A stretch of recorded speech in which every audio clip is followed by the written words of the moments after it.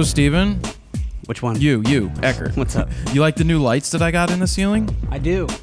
LED's finest, man. They've been, I guess, they haven't been there for a while. No, I've been dealing with... Since you moved in. Well, no, it's been about 8 months since all the bulbs started to die in my office. I had one light left in my office. Actually, they all died. Actually, everyone was dead in the office, but when he got up there to change them, one went back on, but we changed them all out. My dad does lighting. My brother does lighting. It's just that 18-foot ceilings are hard to get to. You know, I've got a big-ass ladder in the hallway, but trying to get that stuff changed, but he changed it, and man, oh, manowitz, are those great lights. Well, for the longest time, you were using your Westcott lights and bouncing them off the ceiling and just for using dinner. that as just your light at night. Yeah. And when you would come in here at night, it's like pitch black. Like right. You can't see anything. But now it's like up till the middle point, everything's really bright on this side, and then I got no light and over just there. A big fall off. It's crazy. Yeah. But I'm happy to have light. Finally. All right, we ready? Let's do it. Jared Poland, FroKnowsPhoto.com. Welcome to Raw Talk, episode 106,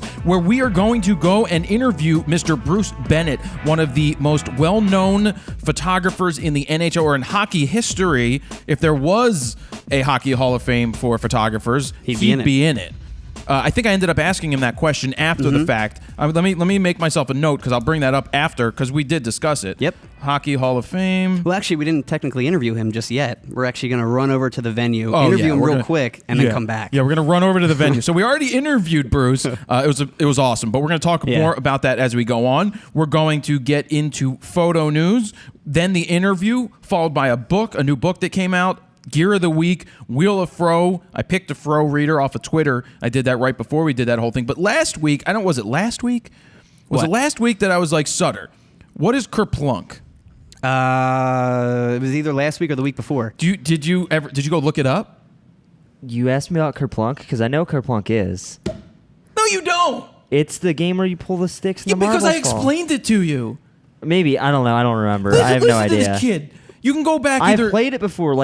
I played it as a kid. I mean, I don't know. Do you remember? No, he did say that you said the wrong thing last time. I'm like, you ever heard of Kerplunk? He's like, oh yeah. And I'm like, what is it? And he's like, well, I don't know. No, what I meant to show him though is the SNL Pat skits. Yeah. Did you look them up, dude? Those are good. The Pat skits. I gotta send you some of the the highlights from the Pat sketch. No, what are you doing over here, Jared? Funny.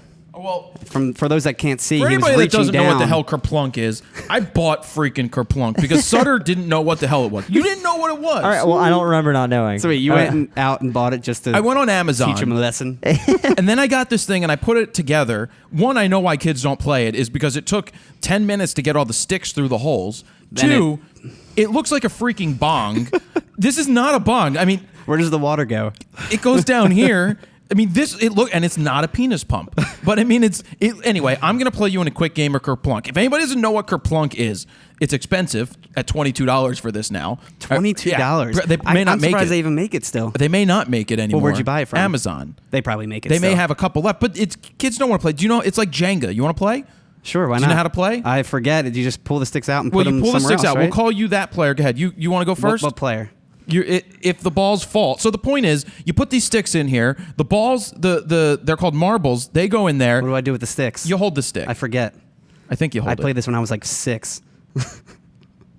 For those that can't see, Jared's reaching. He pulled out a stick. And I pulled out a stick, and we're good. So why are they different colors? I forgot to turn it. I don't know. They're just different colors to keep it cool. Keep it cool? Go ahead. Pull quicker. Peel quicker?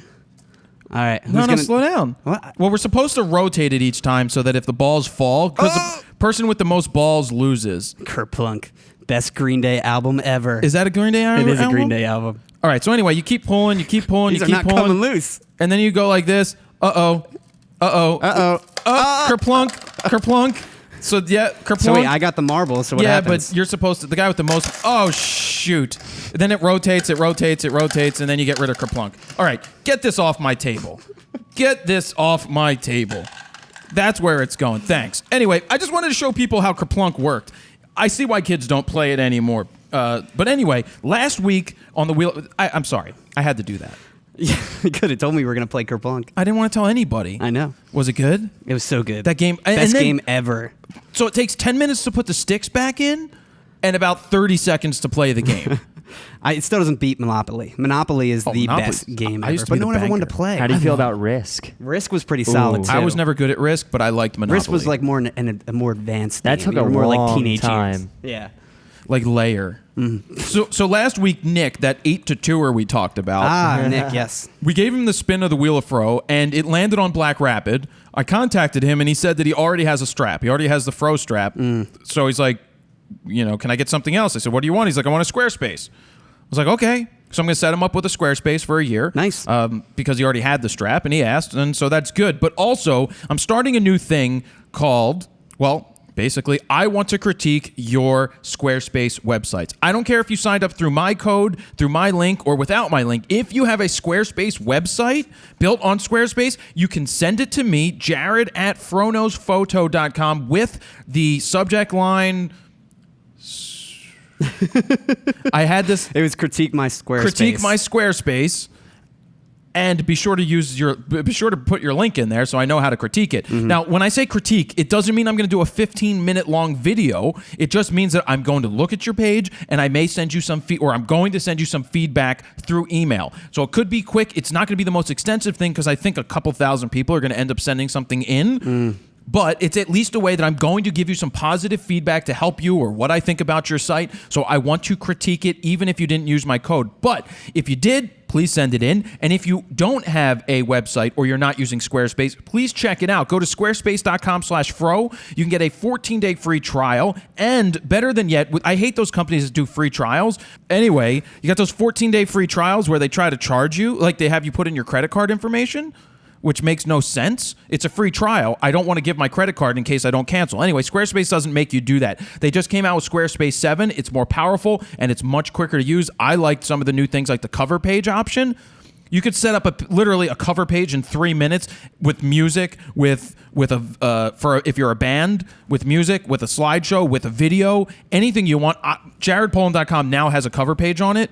I love the freaking cover page. But sign up for the 14-day free trial, and if you decide to keep it, use code FRO to get 10% off your first month or your first year, and then I can critique your site because we can't critique demo sites. They don't actually allow you to share them. Oh, really? So that's the little thing there. It helps me out when you use squarespace.com/fro and use the code FRO, and I'm helping you out. I'm going to do a critique of your Squarespace sites, whether you use my link or you didn't use my link. So that is that Pluggy McPluggerson right there for us.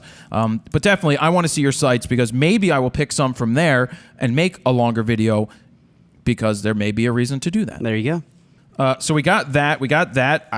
Geez, I think we're at photo news already. Photo news part, huh? Well, hold on. Sutter, how was your week? Good. I don't remember what I did, but I'm going to just say good. I don't know. Are you on drugs?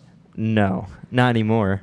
How's your tonsils? Really good, actually. That's what I did this week. I had my follow-up visit, my post-op visit with my doctor, and he said that I had an abnormally fast recovery and I have an incredibly high pain tolerance. Did you get to keep your tonsils? I did not.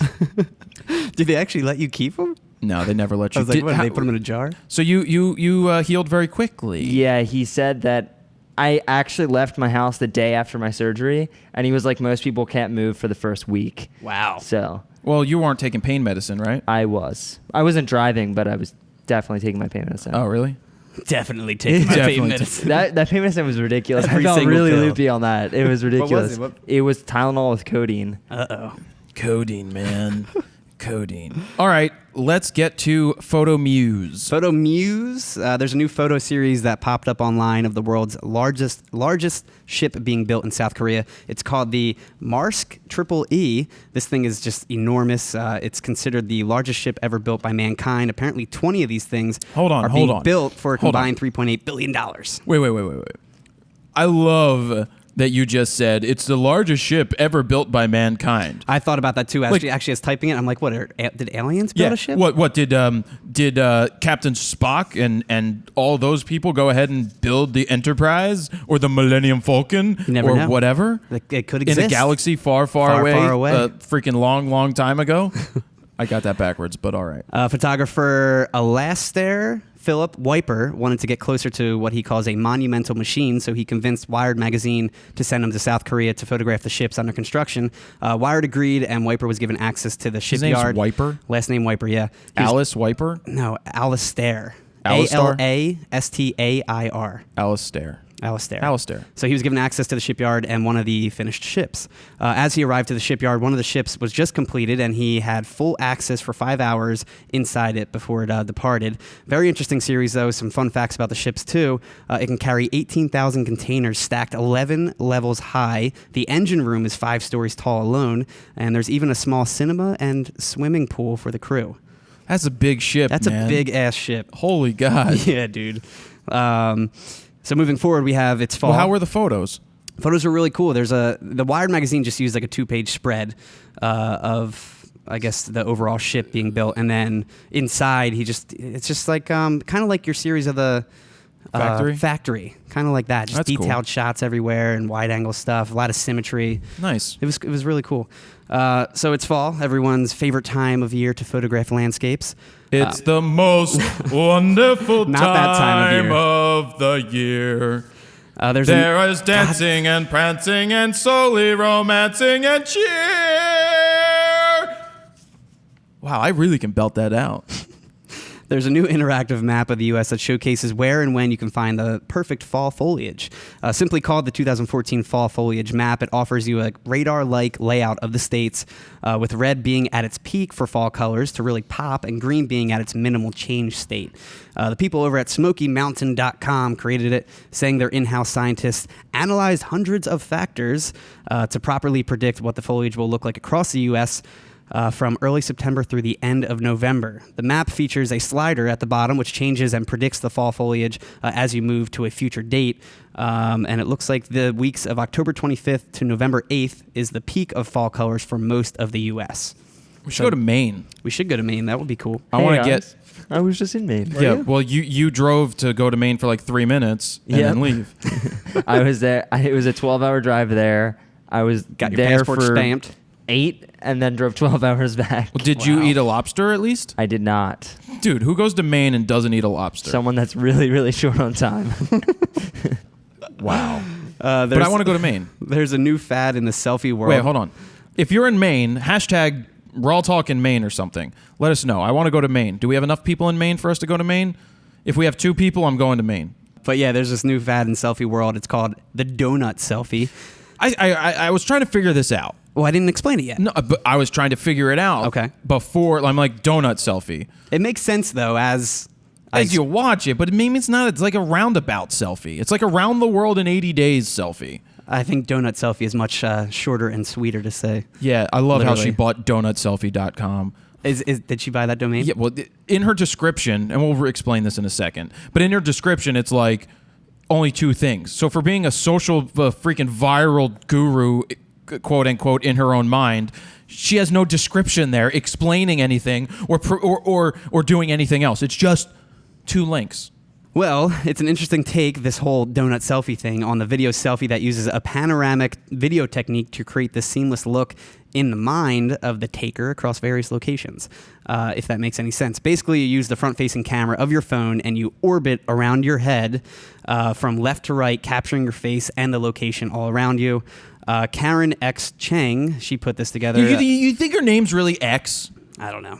I'm gonna call Von Wong and ask, because we actually met her at one time. We with met Von her Wong at Randy Zuckerberg's house, who just had her baby. So congratulations, Oh, really? Randy. That's great. On having your second child. That's awesome. Good for her. So she put together a helpful tutorial on how to pull it off and stitch it all together in one final donut selfie video. It's a pretty interesting technique. Some of the shots look good. It's so simple. It is, it's cool when you think about it. It is cool. We've seen things Looks like good. this. Like a lot of people with GoPros will tend to do that. Right, but the front-facing camera kind of on the old phones, when we say old, iPhone 5S or lower, isn't very good. So not bad, though. in low light situations that she was in, it looked terrible. But when you see the scene around and it spins, it's really a cool idea. It is a Not cool sure idea. it's something that I want to take the time to do myself. I mean, it's like these vanity. I like pictures of myself and all, but it just seems to be extremely. Oh, I think it would be great for someone like Sutter, who is traveling across the U.S. and going to all these different cool, places. unique locations. That's where, like Germany, it would have been cool for us to do. But not do Poland. it with the iPhone. Maybe do it with. Well, with the GoPro. With the camera. But she did explain that you shouldn't be like fully extended with your elbow because it gets in the shot. It kind of ruins it. She did explain that well.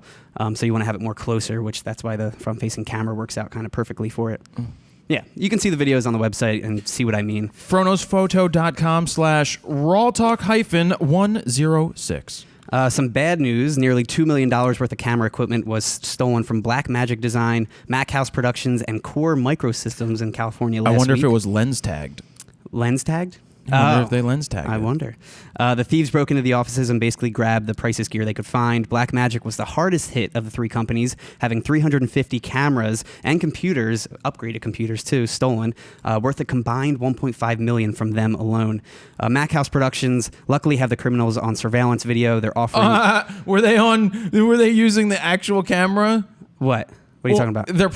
I bet you it's the shittiest quality surveillance camera. It's actually not that bad. All right, I was going to say. It's not terrible. Like, you can make it out who it is. It's not like the grainiest, worst looking video ever, but it is a surveillance video, so it's not the best. But they're offering $10,000 to anyone who can identify the perps.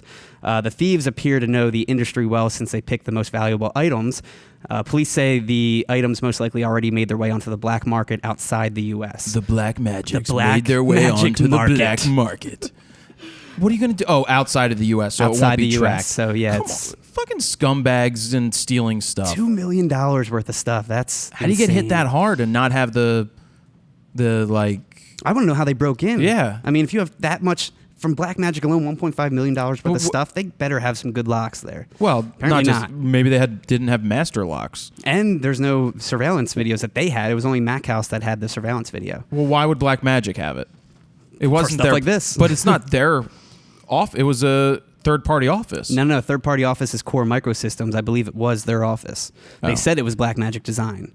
Oh, I think. From what I read, that's what I perceived. Okay. Moving forward, we have photographer Maria Sharp. She said goodbye to her 16-year-old dog named Chubby via a touching portrait shoot. How do I say goodbye to what we had? I can't do Boys to Men, so I go in the memory. Oh my to God. Be my sunshine So when bad. it rains. You know how good that song was back in the day? It was good when they sung it. Yeah. She hired photographer Suzanne Price to take photos for her. On Sharp's end, she put together a timeline of pictures from when she first got the dog to his last final days. The German Shepherd, Collie, and Hound dog mix passed away shortly after the photos were taken. Sharp says, in quotes, "I know how important it is to preserve memories and time with loved ones, and this shouldn't just apply to humans," end quote. So there's this timeline that she put together from when she was like 7 until she's like 23 now of her with the dog. And then there's also, again, that professional photo shoot with photographer Suzanne Price. So, do you have any follow up? That's really cool because animals are very close to us. Yes. Any follow up on last week with Amanda? Like, it's died down. Yeah, it's died down. It's starting to hit, I guess, the last final stages of it being dead. GoPro, I guess, contacted her again to use another photo. She replied. I don't think she's heard back since then, so I don't know if anything's going to go from here. But she is still. There's still some, like, she showed up in our local newspaper this week. Oh, really? Yeah, like yesterday, I got a copy on my front lawn still, and I put it on my fridge. That's old funny. school style. That's cool. Yeah, but I don't know if she's still working with other news agencies. I just think and it's stuff. gotten to the point where it just goes pretty quick. Yeah, it's like a week. You live it up. It's like I said last week. It's like a one-hit wonder. You know, you ride it till it dies, pretty much. I can't sing that. No. What's that? DMX. DMX. Another new quadcopter is entering the camera drone game. I feel like this is every week. Introducing the Plexi drone. It's a new type of copter that is extremely portable, with it being able to be disassembled and snapped back together in less than a minute. The quadcopter is the face of a new Indiegogo campaign, not a Kickstarter this time, by a company called Dream Key.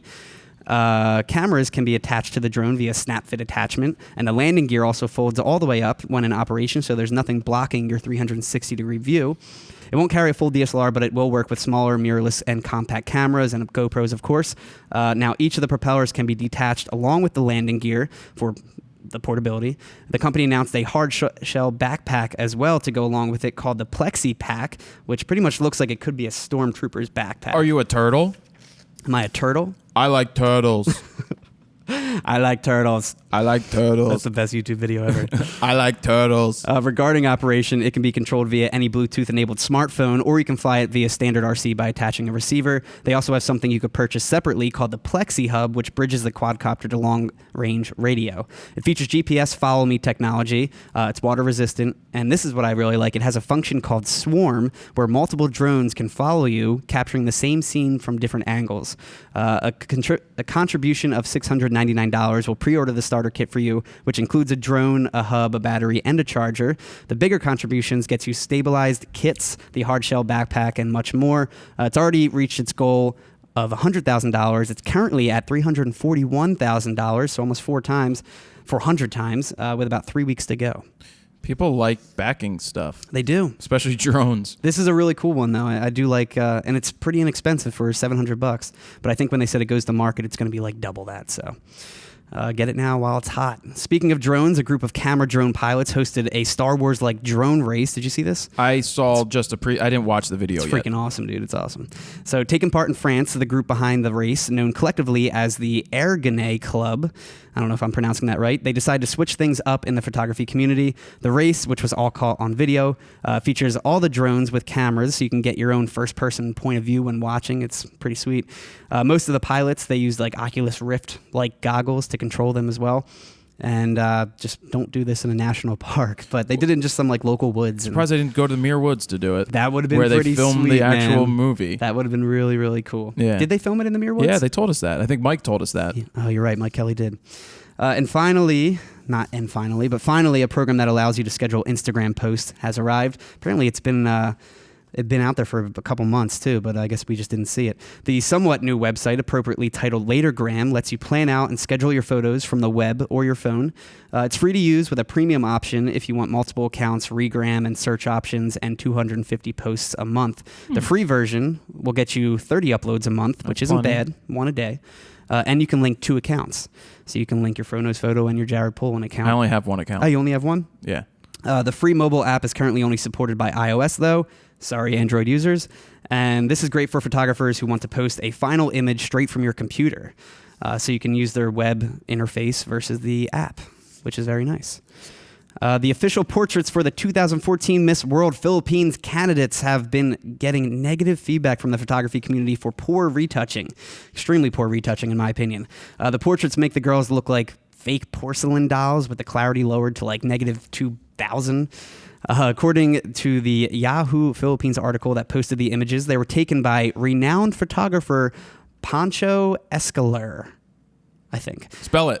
Pancho. Yeah, Pancho. Escaler. Escaler. Escular. It's not Pablo Escobar because he was a drug dealer. Escobar. No word on whether or not he did the retouching himself. Some say it might be a cultural preference for the photos to look like the way they do. Others call it poor post-processing. And who cares? You can see all 26 over on the website. You guys can be the judge about this, but everybody's got to nitpick everything today. Yeah, they do. Everything. Mm-hmm. And this is a big story in the community, so that's why I brought it up. I'm not making fun of you. No, I know. It's like everybody is so quick to jump on stuff or blow it out of proportion and just blow it out of proportion. But we all do it. I know we all do it. Yeah. It's just certain things. It's human nature, I feel like. Certain things you sit there and it's like, okay, so maybe it's poor post-processing. I guess if it's a national thing. Well, these are supposed to be the official. This is like Miss America portraits when it comes to the U.S. Like that's big. Well, it's almost as bad as the guy who did the Olympic photos. That I guess it was the American photographer that did those horrible Olympic photos of the athletes. And then his issue was like, oh, I didn't have the right gear, so I shot it like this. It was just the worst stuff you ever saw. Really? Yeah, that was a long time ago. We have California. They signed an act into law that will make it illegal and extremely expensive for anyone flying a camera drone, mimicking an anti-paparazzi law. However, on the public side, although it benefits celebrities the most, it's meant to stop basically peeping Toms from invading someone's privacy. Under the new law, anybody caught using a camera drone to take pictures of somebody under circumstances in which they had a reasonable expectation of privacy and where said picture could not have been taken without trespassing if the drone hadn't been used will face serious penalties. According to the act, anyone caught doing this will be liable for up to 3 times the amount of any general and special damages, punitive damages, and if the invasion was done for commercial gain, any profit from that will have to be given to the person whose privacy was invaded, which I think is great. And on top of all that, you'll have to pay a civil fine of, in quotes, not less than $5,000 and no more than $50,000. Yeah, good. Wow. Yeah, so that's a serious law. I can't stand paparazzi. Yeah, but again, it's not supposed to be aimed toward the paparazzi. But that's directly aimed towards the paparazzi. I know, but they say it's not. It's just I can't stand it. Like you hear all the time. Like I will not read TMZ, and I don't read Perez Hilton, and I don't really follow news that much anymore either because I had to separate myself from it. But on some radio station, I heard something about Iggy Azalea was in I think I was eating sushi, and for some reason it came on at the restaurant. Or no, it may have not been there, but she was in a supermarket buying eggs or something, or milk, and a guy is chasing after her, taking her picture, and I guess she spit at him, which you never spit at anybody, but it's a TMZ reporter who's just like, so don't be famous. You wanted to be famous, so this is what you have to deal with. I can do whatever I want. You're famous. You shouldn't have become famous. It's this guy being an asshole, it's antagonizing. Yeah. Be like, I don't care if I'm a celebrity. Come up and say hi to me and then walk away if you really want. But don't follow me with these cameras to get me buying eggs. Yeah. And because you think this is a job. You're not a photographer. You're not a videographer. You're an asshole. That's what it comes down to. And it also comes down to, like, how would you feel if that happened to you? You know? Well, I loved when they reversed it. Yeah. I love when there's been the people that reversed it on the paparazzi. I think Joseph Gordon-Levitt did that a long time ago, almost a year ago. He reversed it. He followed some of these guys around with the camera and started filming them, and they didn't like it. Well, and I love what the dude from Entourage did too, and he did that little short film, not short film, the indie documentary called Paparazzo. That was great too. Yeah, he actually joined the paparazzi. I am extremely anti the people that go around trying to make money off of celebrities. It's our friend Edgar. Yeah, Edgar, we know. Edgar does that, and it's just not Good something old Edgar. that I remember thinking people that's not photography. That's not video. You're just being a dick. Yeah. Chasing these people around. It's not right. But there's good money to be had with that kind of stuff, and that's why they still do it. There is. And it's pop culture. People love that shit. And they I think do. It's but do you need to terrible. see Iggy Azalea buying eggs in a supermarket? Leave her alone. Yep. Leave Iggy Azalea alone. The best is when, like, that makes a whole 2-page spread. Is like Iggy Azalea buying eggs in a grocery store. And there's another Ebola case in really small type. Yeah, exactly. Terrible. Oh, news today. What was? We're gonna bring it up when I go over that book later. Yep. And then we have one more thing to say about that. The author of the bill says, in quotes, as technology continues to advance and new robotic-like devices become more affordable for the general public, the possibility of an individual's, pretty much celebrity's, privacy being invaded substantially increases. I applaud the governor for signing the law because it will ensure that our state's invasion of privacy statute remains relevant even as technology continues to evolve, end quote. So I guess the paparazzi, I should say, they're all getting drones these days. That's probably the easiest thing to do. You just fly them above the house and try and get them in the backyard laying out or something. Well, it's instead of climbing a tree. Invasion of privacy. Mm-hmm. It is, and that's somebody's home. Yeah, they should not be able to do that. Home. You should leave people. If they're out in public, it's one thing. It's still not even good what you do out in public. Like the whole TMZ just asking these bullshit questions, just antagonizing people. It's such a huge business. Yeah. That site is worth a ton of money. They have a TV show. I know. They make so much money off of this stuff because people... I'm personally fed up with all of that stuff, and I have been for a long time, so I don't look at it. I don't look at those things on Facebook when they're like, you'll never believe what this person said. Well, it's like when I worked for the radio station, we had a sister station that was a top 40 station, so more pop culture, stuff like that, and that's all they would talk about, yeah. there's one that's even worse. And just clickbait galore, like, you'll never believe what this celebrity coming did. up in 15 minutes. Yeah. Like there's one of the stations in town that does that, and it's like, I'm here with your entertainment buzz. Oh, coming back with the sleaze. And it's like, just come up with it and say it. Yeah. All right, let's go. And then we have one last story. This is personally my favorite news of the week. A photographer named Julian Triba created what he's calling the world's first layer-lapse video. Basically, it's a time-lapse / Let me guess. He found a celebrity, Iggy Azalea, and did a layer-lapse of her. No. But basically, again, it's a time-lapse / hyperlapse video that shows different times of the day in different parts of each frame in a single video. So it's kind of like a composited time lapse. Julian says, in quotes, traditional time lapses are constrained by the idea that there is a single universal clock. In the spirit of Einstein's relativity theory, Hey, Einstein. layer lapses assign distinct clocks to any number of objects or regions in a scene. Each of these clocks may start at any point in time and tick at any rate. The result is a visual time dilation effect known as layer lapse. End quote. Wait, that came from Einstein? Well, that's his relativity That's the theory of relativity. Mm-hmm. I was going to say that's a very important thing in the history of our human race, because it really goes back to a time when we didn't think that relativity existed, and there are things like black holes and wormholes, and then there's shooting stars, and it's trying to gauge the speed of them and the speed of light and the speed of sound. It just brings you back to Coldplay. I hope people take you seriously when you say that stuff. Dude, I used to do that stuff all the time. People would ask me just legitimate questions. Okay, yeah. They'd ask me, and I can't believe how much you know. I would just make some shit up off the top of my head, and they'll be like, "Really?" Just I'd say be it like, in a confident manner, and you say it in a confident manner. People believe anything. Absolutely. Oh, right. See, what happens is the diodes they dilate, and then they end up gathering more light than they normally would because of the dilation effect and the microbes. And the dilation effect times 2 will give us the effect that we're looking for. It also cuts back on battery power, and that's how we arrived here today for the final cause to make this thing work. Really? No. The battery power. This project, which was filmed in Boston, took 100 hours to shoot. Insane, which resulted in 150,000 stills weighing in at 6 terabytes worth of data, and it took him 350 hours to edit this thing, 2-minute video, and he went through roughly 800 different rough drafts of it. That's cool. I'd like to see it. I haven't watched it. And fun fact, each of the clips has an average of 35 different layers toggling in and out. To shoot it, he used a Canon 6D, a 7D, 16 to 35 millimeter lens, 24 to 105, and Tokina 11 to 16 millimeter, and various Kessler sliders. It's just a really beautiful short film. That's though. cool. I like it a lot. So definitely check that out, along with all of the photo news this week. And that is it. You can get that news over at fronosphoto.com/rawtalk-106. Oh, yeah.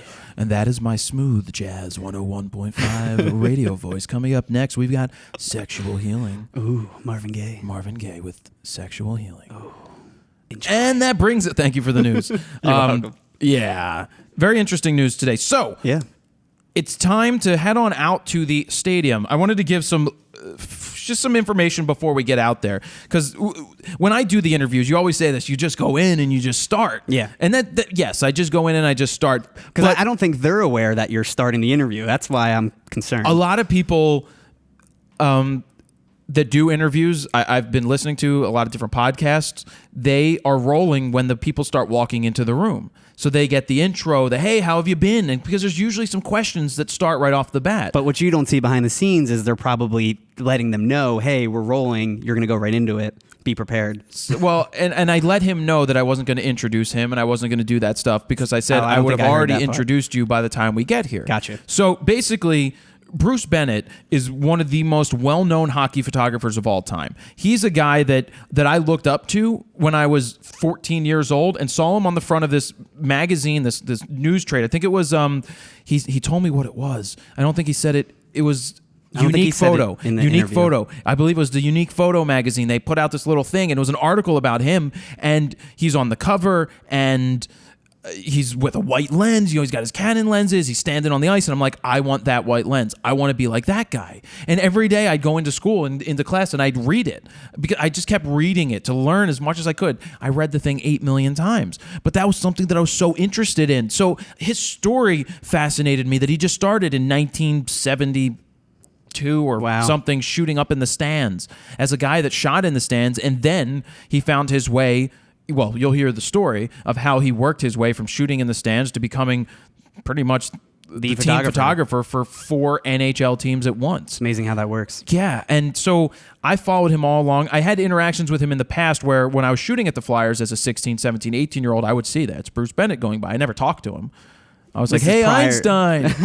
Speaking of Einstein. Yeah, he's like, he does look a lot he looks like him. Einstein, and he brought that up himself. Which is not a bad thing to look like. No, I wouldn't mind looking like Einstein, but it was really cool. Before we started, he was talking about the 1DX and how he just sat down with his mother, who's 89 years old, to try to film her and get information out of her. And that obviously, I could bring up the stories about, Lil and how I did the same thing. So that was cool how we had that discussion. But let me tell you how we brought this about. First, I contacted Bruce on Twitter, and I got his information. He said, I'm like, hey, I'd like to interview you. Oh, he has Twitter. I'm actually surprised about that. But he really doesn't use it. Okay. So I was like, how do I get in touch? So he gave me an email.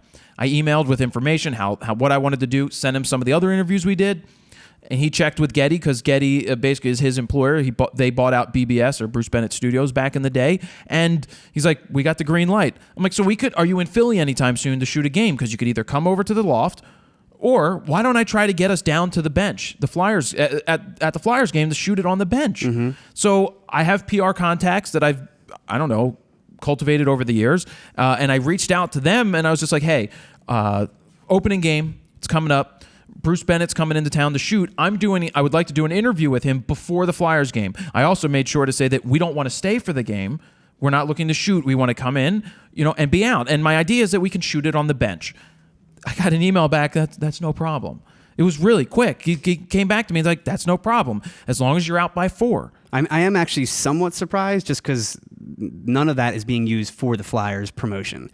Like, all of it's obviously just for us and the photographer, but as far as the Flyers go, that's why I'm surprised they kind of approved that. Well, I guess because before the game, I have this long-standing relationship with the PR people over there. They were great when we went there. Yeah, he made sure we were fine. They were testing the lights out, so you'll see in the interview that it starts with the lights off because they were testing the opening game lights, and then they popped on, then we stopped and we restarted just so that we could get the lighting right. But geez, I was looking forward to this interview so much. I've wanted to talk to Bruce for a long time, and we finally got to sit here, have this conversation, just standing on the bench at the Wells Fargo Center, and I think it's time that we let you guys give it a listen. So go ahead, enjoy this interview with Mr. Bruce Bennett. A couple of guys laying on the ground made a comment about my Ralph Lauren shirt. Hey, Ralph Lauren, is that you? Yeah. And I just ignored him, and I got to the street corner and getting ready to cross, and he goes, "You're not Ralph Lauren, you're Einstein." So I pointed at the guy. Well, it's a nice exchange. Is that does it happen more with the drunk fans in New York? It happens, yeah, it does actually. The Ranger fans are boisterous. Makes it more fun. Fans. Yeah. And where? Well, you grew up in Philly, I assume, so you have to say that. I grew up, we never got along with the Rangers fans. I mean, did you grow up as a Rangers fan? I did. Grew up on Long Island outside of New York City, and grew up as a Ranger fan until the Islanders came around. Really? Then it was just a natural progression because they were 15 minutes from home to become an Islander fan. So I guess my dad would kill me if I didn't ask. Were you there the night Leon Stickle blew the call? 1980? I can neither confirm or deny that Leon Stickle blew the call at any time. I think what I liked best about that entire scenario was the next season, Leon grew a mustache. He was a great guy, by the way. I know you don't think so. Well, no, I mean, I'm an official too, so I know what it's like to blow a call, except not in the Stanley Cup game that turned the whole series. It's bad. But the next season, he grew the mustache, and some fan at the Spectrum had a giant sign of a mustache, and it just said, "We know who you are." So that was the guy behind the same guy who still comes down now? Probably, yeah. It's still down here in that corner. Yeah. He's been around a long time. Yeah. So you're coming up, this is your 40th season? Yeah, that's scary. Yeah, I know. 40 seasons of shooting hockey. Yeah. That's insane. So you started off shooting from the stands? Started off as a naive 18-year-old kid. Took some pictures from the balcony at Madison Square Garden. Took some pictures during the warm-ups at an Islander game and sent them to the Hockey News, which was up in Montreal at that time. Asked them if they wanted to buy photos, and they responded, "Yeah, we'll give you $3 a photo." Nice. And do you need a press pass, or can you get into the games on your own? So I opted for the press pass, and 1974-75 season, I started shooting. So the Flyers won the Cup that year? 74, 75, 73, 74, and 74, 75. If you say so. Because I believe on your site it said that the first Stanley Cup you covered was 76 when the Flyers lost to the Canadians. Right. Unfortunately. At the Spectrum. So that was the first Cup presentation that I shot. The early years I was just doing local games, Islanders and Rangers, occasional Flyer games. But as I got more and more into it, I started traveling around a little bit more. And started with that. The first Cup presentation was in Philly that year, 76. So where did the love of photography come from? I think, my father was big in documenting everything he did, not only with the written word, but also photographically. I actually just put together a self-published book of his old photo albums from World War II. And it was all photographs that he shot overseas and in his military training, and then long manuscripts. And he encouraged me to shoot photographs when I was growing up. What was the first camera? I think it was an Argus Cassina, 35 millimeter Argus Cassina with a 135 millimeter Acura brand lens, ACURA. I don't think they're around anymore. Exactly. So you went from, you started shooting in the stands. You probably didn't get a lot of crap to bring cameras in then. Right. As nowadays, they'll tell you that any professional camera you can't bring in. Right. Do you know what I tell them? Yeah. I said, any camera in my hand's a professional camera. No, but they don't, they do stuff like that now. Yeah. Well, I was kind of different than a lot of guys got started that way. For me, it was really those two games. And the following season, I was in the photo box shooting pictures. So I got my experience really shooting pro games, which is highly unusual. Right. My first time shooting the Flyers was at 15. I had an easier way in. My cousin was an intern. Right. But that was one of the ways that I was able to get access. And then the next year I had a season credential because I was shooting for one of the local publications. I basically did the same thing you did. Hey, can I get here's photos I've done, and then they're like, we'll set you up for a pass and you'll be our guy. In the early days, most of the photographers I was shooting alongside, if they weren't newspaper or wire service photographers, there were guys who faked their way in by faking letters to say who they were working for, when they were in fact just putting pictures on their walls or just doing it to get experience. Wow. Most of the guys got started that way. Which is, it's much harder to do that today. It is. Every sport is controlled now by the leagues and the credentialing. Everyone is more concerned about their rights, the trademarks of the logos, how images are going to be used. Are you going to be making prints and taking money out of people's pockets? Right. My big thing when I'm requesting anything from a musician or especially from these venues, like I'll come down and shoot a Flyers game, they'll let me in. I'll say I'm not selling any images. Anything that I take is for the website just to teach people and stuff like that. So I try to be as honest with them as possible because they'll get you if you try to.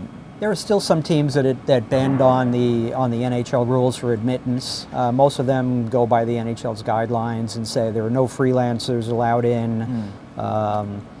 It's difficult when kids come to me looking, for advice on how they get started. To get your experience in the minor leagues, where you can do a little barter deal, give me a pass and I'll give you some photos. Look for weekly newspapers or, lower, now it's all websites. Find websites that'll sponsor you and say you're working for them. Right, and get your experience that way before you try doing NHL stuff. Yeah, it's not the easiest to get in here, and we know that, and a lot's changed. Were you a hockey fan? I was. Yeah, growing up, I used to play, whether it was floor hockey, street hockey, roller hockey, and then ice hockey. Natural progression when you're a kid, and followed the NHL pretty closely. Right, and back then you had the original 6 until coming into the 70s, and then they started to expand out. Yeah, I found my niche early for some reason. Through the years, I tried a little bit of everything else, whether it was football, baseball, soccer, but I always gravitated back to hockey. And the client base that I built through the years, they basically knew me as a hockey shooter. So it was even hard to convince our clients that we were capable of shooting other things. Right. So how do you make the transition? You're an 18-year-old kid. you get your passes for the Hockey News, you get in, you start shooting games. How do you become the official photographer for 4 NHL teams? Bribery. No, it wasn't that. It was basically getting published as often as I did in the Hockey News. The reputation spread. The name, saying the name and just building a brand. Right. In the Islanders was they were the first team that I was team photographer for, and that was starting in 1982. And strangely enough, the Cup run, they had fired their public relations director and hired a new public relations director. And I had thought the year before they were looking at making a change, but once this PR director disappeared in 1982, I said, okay, well, that's over with. I don't even know the new guy. And then he called me out of the blue and introduced himself. And I said to him, by the way, where did you get my name? You know, where did you even think of me from? And he said it was Bill Torrey, the general manager, had suggested that I call you. Right. So started in 82 with the Islanders, picked up the Flyers in 1987, the Devils in... Well, so you pick up the Flyers as they go to the Cup? Yeah. In 87 with Hextall, rookie year. It was good timing. And really, it was just reputation. Myself and the crew of photographers that I built at that time, we were all hockey specialists. You know, we all knew how to shoot stock photography, good individual verticals of each player, and cover all the action off as well. Because I remember there's a shot when I was walking through the Flyers back offices. It's a shot of. There's like 8 guys in the shot. There's a guy sliding across the front. You've got the triangle of players in front of the net. I was looking for it today. I couldn't find it online, but I remember seeing that. And I know that with hockey, you have the individual shots they're fine. The card companies buy those unless they send their own people out. But it's the action shots. What do you look for? What is the quintessential hockey shot to you? Eyes. It's all about the eyes. So, you know, early on, I noticed that most of the wire service guys would stay upstairs looking for that moment of the game, the puck bulging the net, a key moment, a key play. From up there, the game is slower. It's easier to focus. It's easier for a guy who's doing baseball one day, football the next, press conference the next day, and then he gets thrown on a hockey game and he's a little lost. At ice level, the players move a lot faster. So these guys would sit up there not only because it was easier, make sure they got the moment. For me, I realized early on it was about the eyes. You can tell, I can tell, walking into a game, looking at players, whether they give a shit or they don't give a shit. I mean, you can see everything in the eyes. The eyes tell you everything about whether a player is engaged in the action or he's thinking about doing something else. Or he has 6 concussions and is in La La Land. Yeah, and those eyes are all over the place. In the case that you had here a lot in the 90s with Lindros. Yeah. So when you're shooting at the old Devils, what was that called? Continental Airlines Arena. So when you're shooting there and they let you sit between the benches to shoot, right. I used to watch the games and see guys without helmets, and you or with helmets. You were one always without helmet, right? Yeah. What's it like to shoot right there for an NHL game? You know, the late great Lou Capizzola, who was a photographer with Sports Illustrated, had said to me many times, this is by far the best photo position in professional sports. The smell of liniment, players rushing past you, the constant fear about getting hit, worrying about where players and pucks were going to come from. You felt like you were a part of the game. Yeah. And most arenas now, there is no position like that. It's center ice where you're free to shoot the entire ice surface. Now we're all stuck in holes in the corners. If you can even get holes in the glass. Right. Limited amount, total of maximum 8 holes in any NHL arena. But I do remember like the early days, when I first started shooting at Madison Square Garden, the penalty box and the photo box were one long section that was about 50 to 60 feet wide, and the pucks and sticks and players came from every direction. And I remember it like it was yesterday. Middle of the night, I would wake up, flinching, twisting. It was nightmares. I mean, I literally had nightmares worrying about getting hit from those photo positions. Did you ever get hit? I got hit many times. Did you ever get stitched up and then come back? Yeah, strangely enough, the worst cut was probably just 2 or 3 years ago. Nassau Coliseum, right before Thanksgiving. The puck hit the net. I was sitting in the corner and the puck hit the net harmlessly, and it just fluttered down and caught me on a vein at the top of the head. Wow. And I had my hand here, so oh man, that hurt. And I pulled my hand away, and it spurted onto my hand. So my first thing was like, I should get out of here because the fans are going to start to freak. So I walked towards the back, and then I heard somebody's rubber gloves snapping on, and they took me into the locker room, had me on a table, and just two doctors, two of the team doctors came in and was working on me. And you know, I could see through in the other room, and the goaltender Rick DiPietro was sitting there rehabbing, and he just looks at me and he just shakes his head in disbelief. So that was six metal stitches in my head. That was the worst. What, did you come back in the next period to No, shoot? luckily it was late in the third period, or middle of the third period. But you would have. Maybe not. I was a little woozy. Yeah, I definitely. Has anybody, you know, sitting on the bench, do the players acknowledge you? Have they acknowledged you through the years? There was some. I think throughout my career, I prided myself on maintaining distance from the athletes. Some of the players that I did one-on-one shoots with, sure, I'd get to know them a little more. You'd shoot them at an all-star game, you'd shoot them at an NHL award ceremony, and they would recognize you. So there's sometimes you'll have players who will like look over and wink at you or nod, but for the most part, I kind of turn a blind eye to that. Yeah, it's interesting. It's like I remember walking down here as a 15-year-old kid with a credential and getting stopped by every single security guard, and then you walk past like a Chris Pronger when he was playing for St. Louis, and it's like touching the ceiling, and you're just trying not to make eye contact, just keeping to yourself. That was one of the things I always remembered. I mean, it was fun. I mean, this is fun. Could you see doing anything else? Well, I do have my BS in accounting, so I could always go back to that, I guess. Right. I always had something to fall back on. Whoa! That There go could the hurt. lights. So we're gonna Take your break. We're gonna stop and take the break and check these lights for 1 second. Yeah, baby. All right. So you saw the lights popped on. That's something that happens when they're getting ready for opening game here at the Wells Fargo Center, which has had 12 names before. But so they just popped these lights on. You were letting me know that there are officially LED lights here. Yeah. It seems to be the new trend in most of these arenas. It saves, as I understand, they save a fortune on electricity costs. They're instant on, unlike the old ones that used to warm up. And it's a super high intensity, and quality of light is gorgeous. Yeah, you were saying that this was one of the worst rinks to shoot at before. Yeah. It's Madison Square Garden and this arena here, whatever they're calling it now. Wells Fargo. Wells Fargo, thank you. Both of these were really probably in the bottom 5 arenas in the NHL in terms of lighting. Which is horrible. So that brings up a question. I mean, 40 years of shooting this. What are the major changes in technology over those 40 years? Right. Well, of course, digital, of course, is the biggest one, and all the changes that have centered on changing to digital.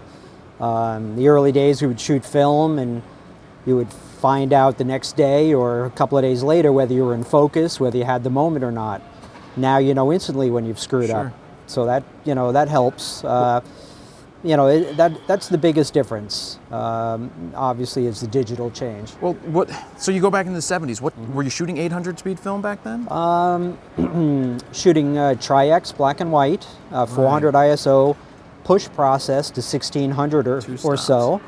Either in AccuFine or we use something called Edwall, FG7.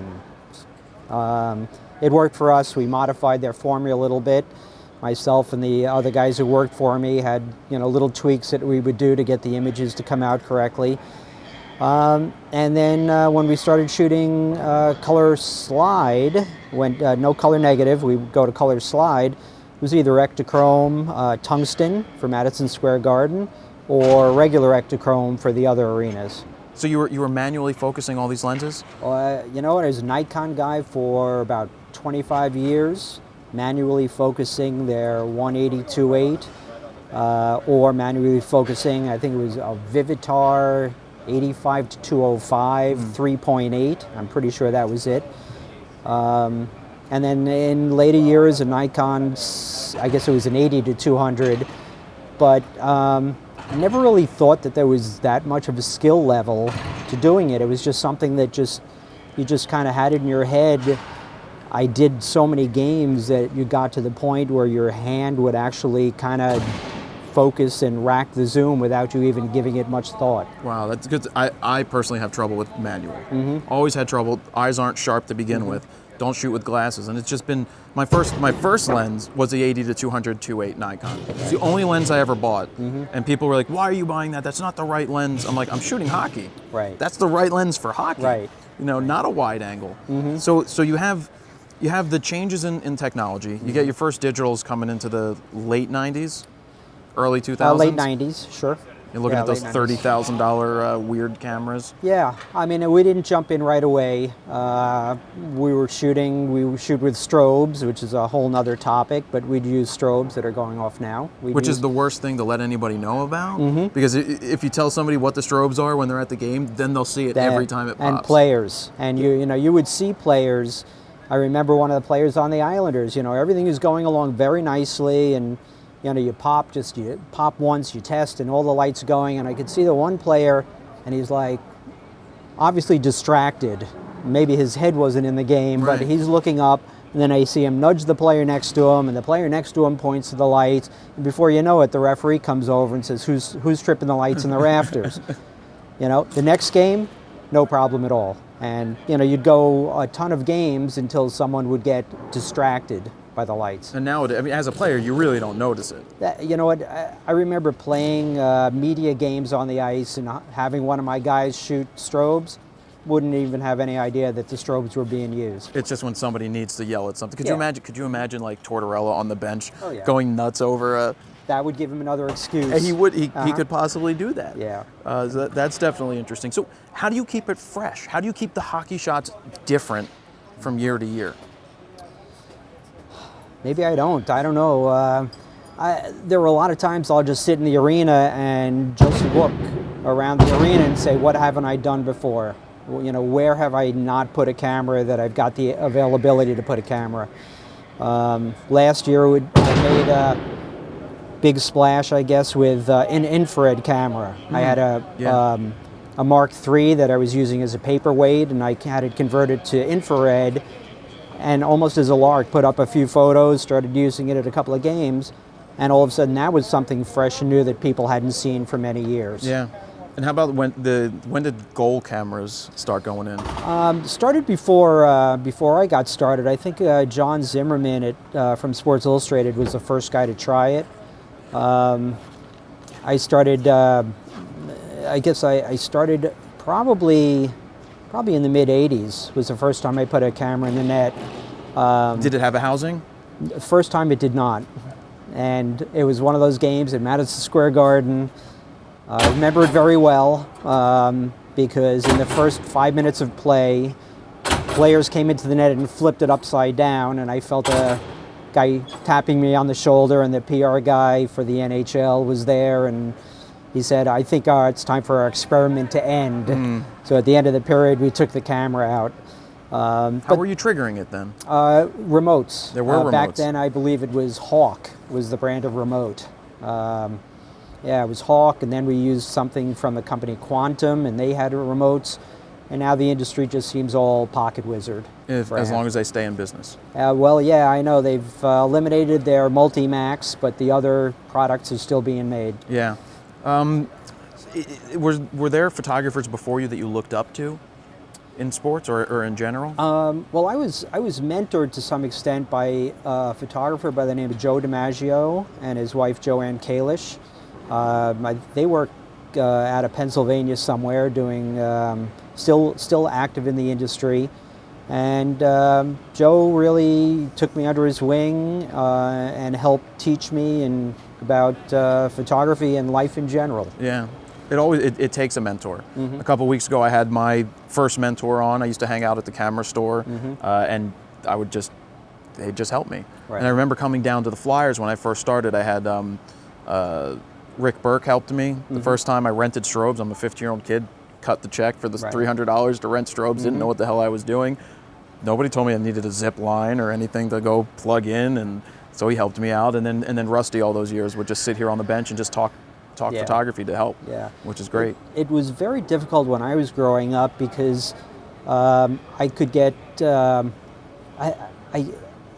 Most of the news guys were old timers who saw me as a threat, saw any of the young guys as a threat, and none of them wanted to share information.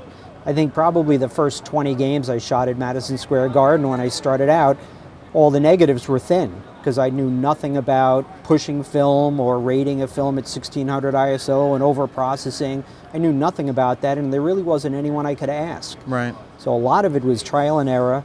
A lot growing up, I would go to the library and read everything that I could find. There's still libraries. It's like the internet, but before our time. Oh, really? Is it? Oh, okay. This sort of, you had the Dewey Decimal thing. All that stuff. Yeah. So, and that's really where I got most of my information. So one question I had written down was, can you go to a game to watch?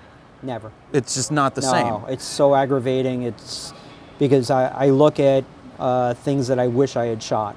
You see all the images as they go by. Yeah, and that's why actually when I'm home, I rarely watch on TV also. I'd rather watch a movie or something else because I get too involved thinking I should have shot that, or I hope my photographer's on location. I hope he got this. Was he at the right angle? I start stressing about it. Right. I remember I used to sit at home when I was learning with an empty camera and shoot the players as they turned around the circles. I was starting to learn how to anticipate the action. Right. Because in hockey, that's everything, is anticipating the action. When their head and eyes come forward, like you said, watch the eyes. I used to sit there and just shoot to learn. Yeah. Well, anticipation is big. It's also instinct and knowing the game. And experience. You know, people don't think you need the experience. And there was a guy who shot a game for me recently who just thought he was going to step in and be a superstar. And you look at the images and you just go, you see this all the time where someone thinks that they can just step in and, I got a camera and it's autofocus and, I look at the back of the camera, I get the exposure, what could I do wrong? Right. And sometimes they're just so far off that they have to understand that, let me step back. In the early days when a guy would start with me in the 70s, start shooting for me, first thing I'd do is they'd shoot a game and they'd be discouraged. And I would tell them, go look at what I shot in 74, 75, 76, 77. It is crap. It is a lot of stuff out of focus, players too small in the frame. It takes a long time until you actually realize how to shoot. I just came across my box of first negatives shooting the Flyers. I'm having them all scanned right now so I can show everybody the same exact thing. Right. Out of focus, wrong timing, everything is just bad. Right. So you have all these guys shooting for you. You're under Bruce Bennett Studios.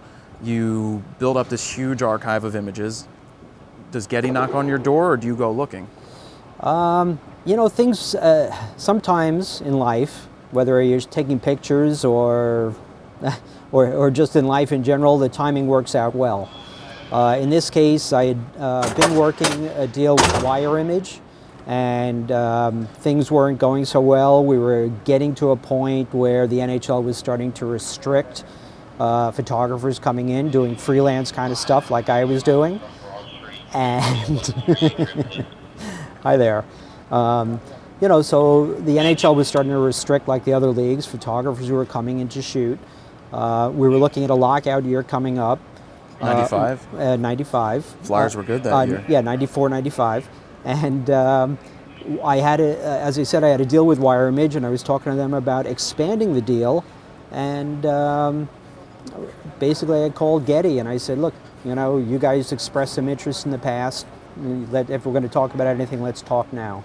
And we talked, and it just came together. Nice. And so they got the whole archive? Yeah, the archive is resting comfortably out in Los Angeles, where we have researchers who can go mine the pictures that are there. The industry pretty much for that kind of stuff is scan on demand. So when I joined Getty, there were around 140,000 images that were already digitized by my company. And now when someone calls for something, they go and they find it in print, negative, or slide, and scan that for that client as well as putting it up on the website. So the big question is, do you shoot RAW when you're shooting the hockey images? No. Why? I gotta say more. Yeah, you gotta say why. Speed of downloading the cards into the computer. That's part one. And the most important thing is hitting deadlines, getting pictures out early. Part two is the software that we use for Getty Images does not ingest the RAWs. Will only ingest JPEGs. That's terrible design on their part. Yeah. I mean, we've had some discussions through the last couple of years. Some of my clients are now asking for RAWs where possible. Not sure if that's going to change. Right now, the only thing that I do in RAW in a whole year would be when I do team photos. Sure. All right. So what is your position at Getty? I am Director of Photography, hockey imagery. It's a good title, right? It's a good title. I made that myself. And how many people are under you? Well, it's kind of weird. I have the Director of Sport Photographers is over me. I'm like a glorified photographer. So I shoot and I handle the hockey end of things. So I share a piece of all our staff photographers. So if there's hockey for them to shoot, I contact them. I work out their schedules with an assignment editor to make sure they're available. Determine what stringers and freelancers we'll use to fill in. I deal with clients to make sure they're getting what they want. So it's anything to do with hockey worldwide. I touch. Do you get first choice on games? I do, yeah. Yeah, that's the benefit. So you've done a ton of Olympics. Yeah, I think this past year in Sochi was only my fourth Olympics. You do a ton of games when you're there, 2 or 3 games a day for most games, but It's usually great hockey. Oh, so there was a question. 2000 and whatever year the Flyers had the 5 overtime game in Pittsburgh. Okay. It would. Yep. Primo ends up scoring in 5 overtimes. The question is, how many rolls a game did you bring in the playoffs? How many rolls would you bring? And was there a point where you ever ran out of film? Yeah. Sorry, you're a Flyer guy. I'm an Islander guy, sort of. Well, I hope you ran out in between 80 and 84. You ran out of film. Pat LaFontaine scores in the 3rd overtime, I think it was, in Mother's Day game, or the night before Mother's Day in Washington, D.C.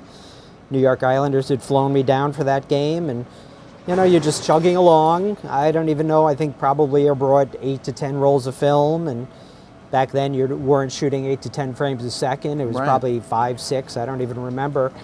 And we got to the first overtime, and you start conserving what you've got left, and then you're getting to the second overtime, and you're starting asking other photographers if they have film. I borrowed some rolls of some rolls of black and white from a few guys, and anytime anybody would I got to the point where anybody would take a shot, I would shoot a frame or 2. And then wait for something. And then wait. So I believe it was color slide film is what I had bummed from somebody for the final goal and got a good shot of LaFontaine shooting the puck. Right. Is there a favorite shot throughout the years that you have? Last season I got asked that a lot because I hit a milestone 5,000th game in April. Now, is that an exact figure, or did you just make it up? That was pretty exact. All right. There were 2 or 3 years between Bruce Bennett Studios and Getty Images where I estimated, based on what negatives, what slides, previous games. I backed into a number in about 3 years there. But yeah, 5,000 games, and I was asked to provide like my top 10. And I found it kept changing because there's so many images. There's probably over 2 million images. Wow.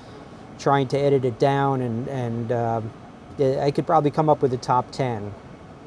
But the top 1, if I was pinpointed, it was a Dennis Potvin hip check on Guy Lafleur, shot in black and white, probably around 77 or so. Wow.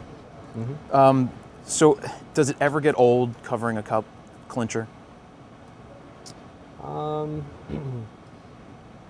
It doesn't get old. It's still exciting, but you're working. Exactly. You're not thinking about, this is great. Look at these fans having a great time. Whether it's a team that you care about or it's another team. You're too engrossed in the moment. Please God, don't let me screw up. Don't let me let myself down. Let my company down. make sure you get the image, stay focused, concentrate on what the job is. So how about in the locker room with all the champagne flying? Well, those days have come to an end. The NHL now just lets an NHL photographer and the team photographer in the locker rooms. I didn't enjoy that all that much. Your first problem is you go from the cold ice, you go to a hot locker room, and your lenses fog over. Right. So a couple of years, what a bunch of us would do is we'd have a camera sitting in the locker room, and then when you'd run into the locker room, you'd grab that camera because the lens and everything was all warmed up and ready to use.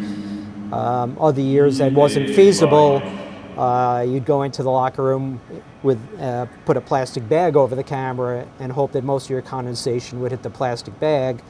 Then you had to worry about getting smashed with the champagne bottles and stuff. Somebody cursing and going, "Hey, take a drink." Yeah, usually it's spraying everyone. Yeah. Oh, you're everyone. here. Yeah. You're here. Let me do that.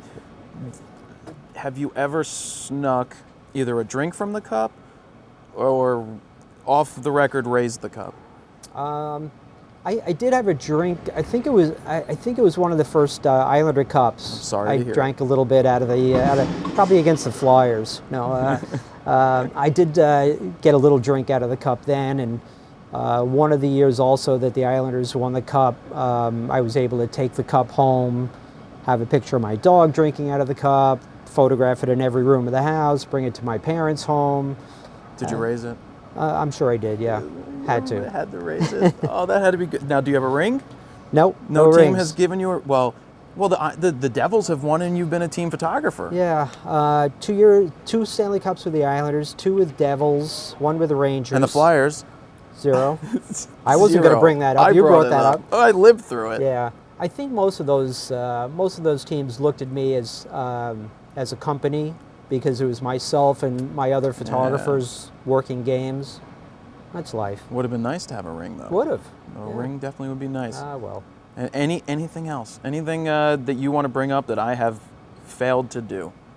Do you work on your hair for a long time before the interviews, or is this just natural? This is. I usually ask a few times during the interview if my hair looks okay, because I have the hair pick and I poof it up. They actually put me on the screen once when I was shooting here. Yeah. I was part of the pregame pre-roll that ended up on TV because I'm just sitting there with the guy with the big poofy hair shooting pictures. So yeah, a little bit of work goes into it. I used to be a little bit more poofed out and people would recognize me. They still pick me out. My wife says, "Oh, I saw you." I just say, look for the Q-tip, along the boards, and you find Bruce. Hair's a little flatter these days, but I still walk through the stands and people, occasionally scream out, "Hey, Einstein," or "Hey, Mark Twain," or stuff like that. Well, I see it. Mm-hmm. Is there anything that you haven't done in hockey or in the NHL with photos that you still need to accomplish? Wow. That just popped out of my head. I'm sorry I didn't have that to send you earlier. No, you kind of look at every game as a challenge and trying to see something different and trying to find something different. But what brings you back is hoping that that's the game that you'll get a stunner. That brings you to the rink every day. That sort of thing. That type of shot. You just never know. Last year I shot 140 games, which is one of my highs, in a year. And it's always great because when you get to the rink, you never know what you're going to see. Sure. Any superstitions? Because hockey players have a lot of superstitions when it comes to this? Like what skate goes on first and how to put the jock strap on? No. I usually to start a game, I usually just kind of zone out a little bit. Like during the anthem, I'm usually just like staring at the ice and just trying to keep myself at a calm level, because it's really important to not be emotionally involved in what you're shooting.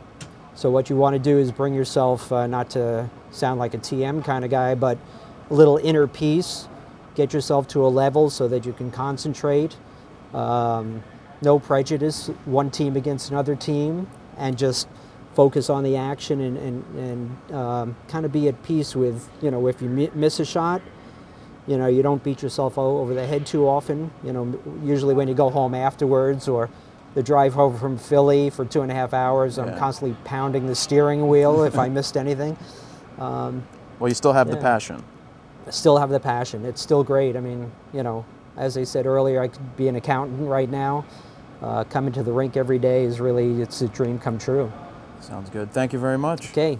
Thanks very much, Jared. It's been great. So that was pretty cool down there, wasn't it? Very cool. And what do you think about the experience of getting down onto the bench? Well, first of all, I've only been to like 2 Flyers games in my entire life, so it's rare for me to be even near the ice. And it was really cool to be on the actual bench, being literally like a foot away from the ice, and just seeing all the pregame festivities that they do, all the pre-production, I guess. Like they were singing the national anthem. That's just for opening night, though. For opening night, yeah, correct. But that was even cooler because they had like a band come out, practice for sound check. Yeah. All that stuff. So. Yeah, and we've been walking down the corridor. We've done it for shows. Yeah, for but shows it's I'm there all the different. time. But they don't have the ice, obviously. It's a venue, and yeah. It was just great. I mean, all I can say is I miss the camaraderie of being in the press room. We didn't go to the press room this time, but when you go to the press room and you sit at the tables with, you got the announcers over here, you've got the officials that come in and have some food. You got the writers sitting at tables, you got the off-ice officials, and then you have like photographers that hang out and you have discussions. It's fun. And just 1, I love hockey. 2, I love photography. And 3, it was great to sit there and have conversations with Bruce because we're talking hockey and we're talking photography. 2 things that I absolutely love. He's an Islanders fan. I knew you would love that interview. Yeah. Well, my hockey knowledge was coming out of my head again because I don't use it very often. I know you love talking about that stuff. Just love hockey, talking about the history. And the one thing I didn't ask, and I asked him after the camera stopped rolling, was, is there? I didn't ask this during the show, right? During the interview about the Hall of Fame. I think that was off camera. I think that was off camera at the end because I didn't think of it at the time. I had all these questions and I hit them all without even looking at my paper. You did good. Very rare. You know that I mean I don't really. I have notes there because I make them because I do the research to make sure I can do an educated interview that it keeps flowing. I mean, he was great going into different stories. Oh yeah. But the Hockey Hall of Fame, I'm like, would you be inducted? Is there a photographer's wing of that? And there really should be. There really should be a wing because Marty Brodeur's dad was a hockey photographer. There's so many well-known photographers from hockey that should be. There should be I mean, if they didn't exist, you wouldn't have the photos of Bobby Orr. Yeah. Getting tripped, scoring those goals. You wouldn't have all of these photos that Bruce has captured and many other hockey photographers had captured. I absolutely think they have sports writers in the Hall of Fames and different Hall of Fames. Yeah. They should have photographers at this point. That's true. In the Hall of Fame because they leave the lasting impressions. And I'm sure Sobel, the NFL Films guy, he passed away of cancer recently, but I'm sure if they didn't start NFL Films back in the day, they probably wouldn't have had all of this amazing footage. Anyway, that's another. Maybe I should try to get an interview. I know people at NFL Films, and my dad does business over there too. Yeah, we a lot of kids in my school would intern there, and they still processed our film when we shot on our Bolexes and a couple older cameras. Well, make a note. Let's see if we could find their head archivist or photographers and my professor something. dealt with he worked there actually for a long time, so he knows all the people because that would be cool to go do. But anyway, it was great talking with Bruce. It was I can't believe all those years that I shot down there we never talked. We never spoke, but you always saw each other. But I always saw him. Well, he wouldn't have recognized me because I didn't have the hair back then. Gotcha. But just I would talk to his other photographers and they were kind of like mentors. I could call them, they would critique some of my work. And just have these discussions. And it's amazing how the technology has changed. The fact that he got to take the Stanley Cup home. That was mind blowing. And when he raise said that, the cup. I was like, what? That was my main question. Take it home, I guess, for pictures and all that. Well, what happens is there's a guy. It's like imagine just driving with that in the back of your car. But that's what happens. Cup. There's a guy. Yeah. Whose job is to take the Stanley Cup. Wow. And he's the Stanley Cup keeper. Everybody on the team gets to spend a day with the cup and take it to Russia, to take it wherever they're from, to do stuff with. It's a replica of the cup. The original cup is in the Hall of Fame. That's been retired. There's replicas of it. Now the replica is probably just as important. Well, it's important, but there were some times where some partiers, they dented it and they had to fix it. That's why the original one is put away, and I think there's 2 other cups. It's like the Liberty Bell. Yeah, but it's really cool because you get your name engraved in it, That's awesome. Stamped in there. But this was one of my favorite interviews that have happened. I think it flowed really well. I love the discussions. It's two things that I love the most. Is there anything you want to wrap up with? I do want to add that I thought it was really interesting to see that there was a GoPro mounted on the bench, and it looked like that was connected for the live feed, like the actual broadcast. When they switch to the bench and the players, they use a GoPro. And I think it's an older GoPro too. It looked like a 3. And then also, it was interesting to see, I guess, the other photographer that came and he was setting up all the strobes. Len Redkels. Yeah, he was setting them up all around to trigger them off, I guess, during the game. He was basically putting a transmitter out there. Yeah. He had the Pocket Wizards. Pocket Wizards. That's what they use in there. There's 5 sets, Bruce said, of strobes in the ceiling. They go all around. It's amazing. And he also said that those new LED lights were extremely bright. They were awesome. And they were like perfect daylight. Beautiful. 5500.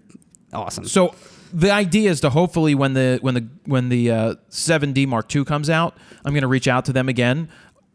We could go to a practice in Voorhees. We could go to Voorhees and do some testing out there and then shoot a game also. I know we were discussing this. I think it would be a great test for that camera because I don't think that the Sixers will let me in. I will try again. Which makes 0 sense. Makes 0 sense. The Sixers suck, and they're going to suck for a little more time, and they should want people to come out and any promote promotion them. possible. I could do Frono's photo night at the Sixers. Throw us freaking $20 tickets or something and let me sit on the court, and we'll sell a bunch of tickets. And we got to do Six Flags first. Oh, we got to do Six Flags photo event where we have to wear if we go again. Sixers, if I go again Six next Flags. year, What's going on here? Well, what we'll wear is the Japanese version. Yes. And if they ask, I'll be like, no, I eat sushi. I eat sushi raw. It says I eat raw. All right. That'd be great. And that's what we say. So really big thank you to Bruce for taking the time to come down on the bench and have this discussion before the game. It was awesome. So that is what I have. Let me see. Did I have anything? I talked about that. I talked about that and the Hockey Hall of Fame. So I talked about all that. Okay. So I mentioned the Squarespace thing earlier. They just let me know that we did the portfolio app for the iPhone. They now have a portfolio app for Android devices. Cool. Yeah. So if you have Squarespace, you get the app for free. Cool. It will sync all of your files to it. You can watch that video. We made it. Just look. I don't know what it was called. Click on the screen. There's going to be an annotation. Yeah. All right. So he's going to put the annotation in, and you're going to go through and put in the link, please. Okay. Because you know where it's at. Yeah. So you can go see that video. So now if you have an Android, that totally works out. So we got a couple of books to talk about. Gear of the Week coming up and Wheel of Fro. Gear of the Week, not yet. I want to talk about The Hate. The Hate. Because that's what it's called. H-A-I-G-H-T. H-A-I-G-H-T. This we talked about last week. Wait, didn't you have an open version last week? I did. Now you have a sealed version? I do. This is yours. Oh. I got you a gift. Thank you. All right. So you got The Hate. But speaking of hate, somebody was leaving some hate comments in the hate in the section of RAWtalk saying that it's not called The Hate. You don't pronounce it hate. But it's called Hate Ashbury, all right? That's what it's called. Why do you hate Ashbury? I don't hate Ashbury. It's called The Hate. That's what it's called. I went back and watched some videos from the what people call it. It's called Hate Ashbury. What I always did is I would go to, there's like pronunciation.com and a bunch of other websites you can use, but to learn how to properly pronunciate certain words, I would always go there for radio. Pronunciate? Pronunciate. That's not a word. You know what it's enunciate. Enunciate. Pronounce. And pronounce. Pronounce. I just made up my own word. You pronunciate. That It's like should horizontal. be the word. Pronunciate. How to pronunciate it properly. That's the correct term. It should be. How to... oh, God. Steven invents a new term. Hashtag. I always do. Pronunciate. No, you do, and I don't call you on it all the time. There is one that I you mix say. up my words all the time, and I tend to say 2 words just like I just did and combine them. So what else do I say? I can't think of it right now, but you do it all the time, and I'm sure I said it on RAWtalk a million times. And I don't call you on it because I always know what I want to say, but I never say the correct term. All right, so that's yours. Mm-hmm. That's awesome. the one I Thank pre-bought. You. Appreciate that. I pre-bought, so I bought that on Amazon. You can pick it up on Amazon. Just look up Jim Marshall. Mm-hmm. Go on Amazon, look up Jim Marshall. This is the latest book. I think it's $32. It's a beautiful hardback book, and it's well worth having to add to your collection on your shelf. Since they already sent me one for a preview, I pre-ordered it because I wanted to support them. And we're going to get an interview with Amelia at some point. So also, a new book came out for Danny Clinch, another well-known music photographer. Very well-known. This one's called Danny Clinch. Still moving. How original. Forward by Bruce Springsteen. Beautifully put together book. There's a difference, though, in terms of paper. I was looking, the paper in here is very glossy and reflective. So sometimes you have to hold it a different way to take a look at it. But what they do different in this photo book is they don't even tell you who the people are. You have to go to the very end, and they have a rundown. Like an index in the back? An index, but it shows you the smaller photo with the people's name. I actually like that. The book is broken down into multiple sections. I've been trying. I wanted to assist Danny a long time. We're going way back into the day. Danny Clinch is like the music photographer. Yeah. I wanted to, I would call, I should have just shown up at his door and knocked on it, but I wasn't that guy yet. But I had his assistant's number, and I would contact her and ask if I could come in and spend the day photographing him or something. It never happened. Well, I emailed her yesterday. I'm like, I now have something I can offer you finally. So we're going to try and pull that off. Maybe the same day we interview Amelia, going up to Jim Marshall's event, we can hopefully get Danny Clinch, because I actually met him at one of Jim's openings before, when Jim was still alive. I said hi to Danny, and that was it. Yeah, just said hi to him. He's always with Pearl Jam. Obviously, Eddie Vedder's on the cover. Really interesting stuff that he does. Right. So I was telling you about, in my room, I have all these 8x10 glossies signed by bands and stuff like that. And almost every single promo image on the side, photo by Danny Clinch. Sure. Like every one. So this is broken down into multiple sections. You've got the forward by Springsteen. I haven't read it yet. You've got the documentary photos, Friends and Family, which have a lot of musicians and artists in it. Cool. Backstage. They're the my shots. favorite stuff. Yep. Live shots. His live shots are unique. They're different. Okay. The problem with live shots, and we all know this, anybody that shot live shows and that also shoots documentary style stuff, is that the live shots are pretty damn boring. Yeah. So but the live shots that blow your mind away are like the Foo Fighters on stage, and you've got 100,000 people in the background. Getting the access to do that type of thing. One of the main questions I want to ask him when we do get him on is, I've made that joke in the past. Put a roll of film in a Leica, take it out of focus, and charge $1 million for it. Yep.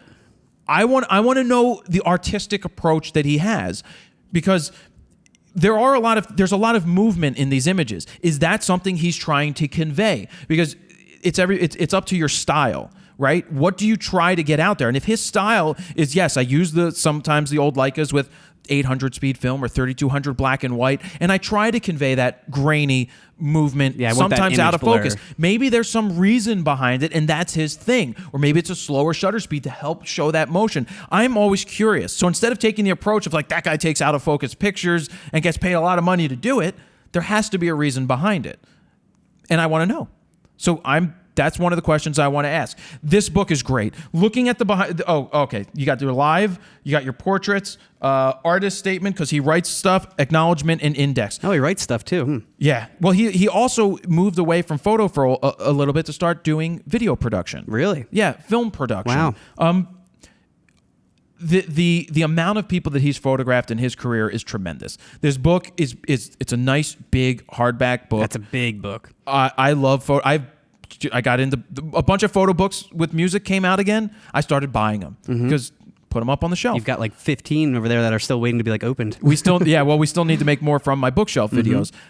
I really love the behind the scenes stuff. There's stuff of Perry Farrell, and I sit there and I go, well, I have something similar to that, because I've done that with, and it's just, I love the style of the black and white. A lot of stuff's black and white in here. You love that. Behind the scenes, candid aspect, in cars with people, just places that other people don't have access to. He's gotten it. So that's where I'll leave that, because I want to get that interview. This is Danny Clinch. Check out the book.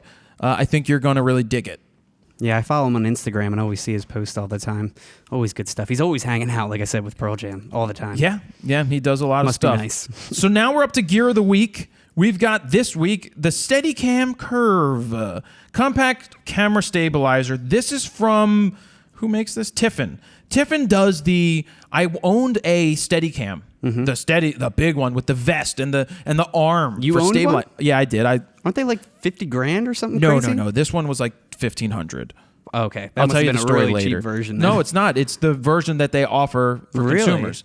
Yeah, you buy this part for like $600. You buy the vest for another $600. Gotcha. And you've got the whole thing. I didn't know that. Very hard to do. Like, you got to be an actual like trained Steadicam operator. Yeah, it's not easy big bucks. because like it wobbles and weebles and wobbles and it never falls down. Well, yeah, you have to you have to get it set Counterweight properly. and all that, The yeah. counterweighting is the toughest part. But once you get it locked in, It's perfect. but the problem is they have terrible videos for how to set the stuff up. But anyway, I got an email because when we sign up for the Photo Plus stuff, we get a lot of PR requests. Dude, so much every day. Oh, by the way, we are going to Photo Plus only on Thursday. We're not doing any shows up there. We're there for business, but I'm there to meet you guys. If you're there on Thursday, find me. Stop me. If I'm in a meeting, you see me, just stand there and wait. And because that looks good to the businesses that we're standing there, that you guys are coming by. But no, I want to talk to you. I want to say hi. Yeah. I want to interact. That's why we go there. We've got meetings set up from 10:30 in the morning till the end of the show. Do we really? Because we're there for Thursday. But we got a lot of companies that want to talk to us. Cool. I may not want to talk to all of them. I also told my guy, we got a guy named Jeff who helps with putting together some partnership things, like the road sponsorship and Atomos. He was the guy who put that stuff together because you need somebody to help you out like that. I told him, I'm like, I'm not doing any backroom BS where they want to sit there and show me some bullshit product that they just came out I was with. gonna say, will we see our boy DeMarcus? We're going to go say hi to DeMarcus He's ourselves. awesome. Is he We're gonna be there? Yeah, we're going to find DeMarcus and we're just going to go do it. He's probably gonna be modeling or something. DeMarcus is one of the prettiest guys I've ever seen. He is. That guy is He's a beautiful. pretty man. Beautiful. Man, DeMarcus is like chocolate thunder. All right?